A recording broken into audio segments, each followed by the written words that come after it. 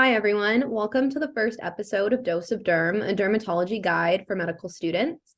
My name is Emma, and I'm a first-year medical student at Western University. And my name is Iryna. I'm a first-year medical student at McMaster University and co-founder of Skin Curriculum. So in this episode, we wanted to share a little bit about this podcast, what you can expect from our episodes, and also take the opportunity to just introduce ourselves as the hosts. We created this podcast with the goal of supporting all learners in further exploring the field of dermatology and helping students gain insight into the specialty directly from members of the dermatology community. This includes residents, physicians, and other healthcare professionals. We recognize how challenging it can be to explore smaller specialties and ones that aren't heavily focused on within the medical school curriculum, and even more so, how daunting it can be to network within a small community, especially if you're at a school that doesn't have a dermatology residency program. So we're hoping this podcast can be a stepping stone towards both exploring dermatology and meeting dermatologists from all over the country and even internationally. And who knows, maybe someone you hear from in one of our episodes is someone that you will resonate with and may want to reach out to for a research opportunity or mentorship or whatnot. With that being said, if any of you know someone who you'd like to hear from on this podcast, or if you know of anyone who would love to speak about their own path towards pursuing dermatology, you can send us a message on any of our platforms.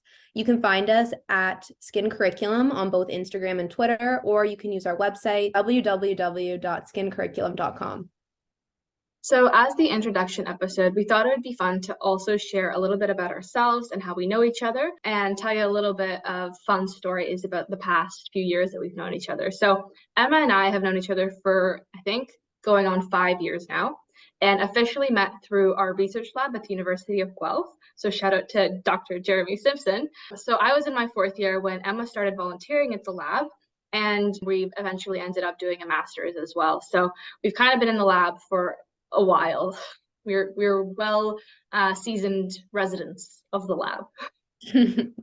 Yeah, something we were actually talking about a little earlier is now we've been through 3 different types of schooling together. So we both did our undergrads together at Guelph. We were in our masters together in the same lab, and now we're in medical school together. So we've done a lot of school. We will be continuing to do a lot of school, but now we are separated a little bit. Only by distance. Yeah. Okay, so we did want to ask each other some questions just so we had some stories to talk about within the lab. So for me, what I wanted to ask was, what was your favorite thing about, the past few years that we were together doing our masters? So one of my favorite things was, well, we had a really great people in our lab, and we did things outside of our lab with them. So the kind of big thing in our lab was the holiday parties, specifically kind of the ones that seem to stick out the most to everyone are the Christmas parties. And usually there's some sort of competition involved. And I don't think Iryna and I have ever been on the same team for a competition now looking back on it, but one that definitely sticks out is the gingerbread making contest. So I'll let Iryna in a second talk about hers, but for my groups, we decided to do a fun activity theme. So we did a gingerbread house, but then a lot of outdoor themed activities as well. So campfire, sledding, all of those things, which was really fun to make. It did look like they let a bunch of children make the gingerbread house, but good experience. Yeah, our lab definitely took the competition seriously. It wasn't just, let's spend some time with each other, eat some snacks. It was like we would all come in with our tools and props and just be prepared to kill it. And I think one year someone brought in like lights and candles, and we would just basically raid through Jeremy's house and just find different kinds of snacks that we could like melt down or like, mold into different pieces. And so my group, what we ended up doing is, it was a really creative idea. It was, we built a horse farm gingerbread mansion and put a sailboat in the backyard.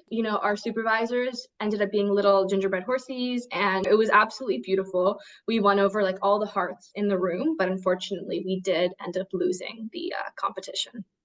Yeah, luckily my group won that time. But although we were all very proud of what we could make, we did kind of feel like Iryna won the last competition, which was a pumpkin carving contest for the Halloween party. So they couldn't give her the prize twice in a row. So we kind of got it by default, but We I won. would say it was a fantastic house. I mean, was it, horse farm? No, but it was a fantastic, non-horse farm gingerbread house. But I agree with you that like, our holiday parties are some of my favorite things. And the good thing is that we can always re-invite ourselves back in. And I think that'll be taken, very well by the rest of the lab. Oh yeah, I think so too, for sure. So my other question is that I know that we're living in different cities now, which is very sad because we actually loved Guelph. So I wanted to ask, now that you're living in London, what is one thing that you miss about Guelph? Yeah, I just honestly a lot that I miss about Guelph. I think I miss like the downtown of Guelph. And it's funny because I only really started going like into the downtown in like my last 2 years there. And it's just like I didn't realize there was so many good places to eat. There's even like really cute shops and a farmer's market. And yeah, I miss just kind of walking around and getting to go into those different places. And that's what I think I probably miss the most. What about you? I don't mean to perpetuate any stereotypes. So I say this with all love. Okay. So let's just keep that in mind. But I would say my favorite, memory that comes to mind is, or part of Guelph, I guess, is parking in the far lot because that's how we do things there. And then on your way, to campus, as you're walking, you're just passing by horses.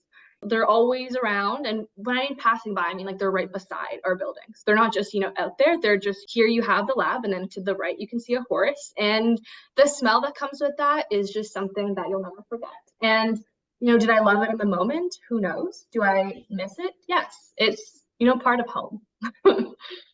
That's true. That's actually something I always tell people when I like talk about like my master's experience, because specifically the building that we had our lab in, it's like you could look out and you see the horses and like you see farms. So I always love telling people that because I don't think any other university in Ontario has that experience. So it's something very unique to Guelph. And it's very magical. Like you feel like you're a Disney princess because you're on your way to work, but you're passing by Cleo, the brown horse on the right, and then Susan, the black horse on the left. And it's just so much spirit and magic that comes with, being at Guelph. So if anybody is considering Guelph for anything, do you highly recommend? Oh yeah, definitely. We highly recommend. Okay, to finish off, I thought we could do a few rapid fire questions. Okay. Yeah, it sounds good. So my first one is pickles. Yes or no? Definitely yes for me. What about you? It's a yes for me as well in any form. I can pickle anything. I'm not even kidding. Like but I mean like radishes, celery, all that good stuff. Okay, I've actually second. never tried either of those pickled. I thought you were talking about like the pure like cucumber pickle, but Oh, I'm pure cucumber, but sometimes I like to spice it up and be diverse about it. But anyways, cats or dogs? definitely dogs. What about you? Yeah, we were just saying we don't want to start a revolution, but we both say dogs. We'll leave it at that. But And please still listen to our episodes, even if you're a cat person, because we like cats too. Okay, your turn. yeah, I have a few questions for you. So, what's your favorite drink? I would say right now it's bubble tea. I love the mix of drink and snack in one. Mm. See, I'm not a huge bubble tea person, but I would We're say just, offending every viewer out there possible. I know it's like a non-common, I guess, thing to not like bubble tea. But I feel like I have the classic student answer for favorite drink. It's gonna be coffee. That's classic. We won over some other viewers or Exactly. listeners, I guess, in this case. And then my last rapid fire question is what's your favorite skincare product? Okay. I know that as a dermatology podcast, the correct answer is sunscreen, but I will say mine is lip balm. I hoard lip balm. How about you? Um, I feel like this isn't like something that's necessarily like doing good things for my skin. So part of my like favorite skin product that way. But I feel like my longest standing unchanged part of my like skincare routine in the morning is the like serum bronzing drops. I feel like especially when you're getting Fancy. up, yeah, when you're getting up super early for school, I feel like it just gives you a little bit of like, a life into your face in those early mornings. And I feel like using that for 4 or 5 years, and it is the one thing that has really stuck. And you heard it here first. I know this is like a trend now, but Emma's been using it for 4 to 5 years. So there you go. So the last thing that we kind of wanted to add into this episode, which is kind of funny, but Emma and I were just talking and we both have a like carnival toy beside us that we recently had like a friend win for us, which I thought was, a weird coincidence. So we thought for anyone watching us on YouTube, this would be a special treat. I know, the content of this episode is just fantastic. So Emma, why don't you go and show yours first? Yeah. So how mine kind of came about was I was trying to get my very neutral background, as you can probably tell, if for our video watchers. And then you just saw this little guy poking up in the background. And yeah, so I did win this one myself. So I want all the rights for that. It was an everyone wins type of game. But the kind of like funny thing that we were talking about is both of us went to like a carnival with our medical school like friends from our new school. So it's like a very random common thing that we both shared and didn't know till today. Till today. And mine was actually won by a friend. Her name is Candace. And so in honor of her, the pig is Candace. And isn't this the cutest thing ever? Adorable. Yeah, I think yours is definitely a little bit cuter than mine. Well, we won't rate cuteness in this episode, but stay tuned.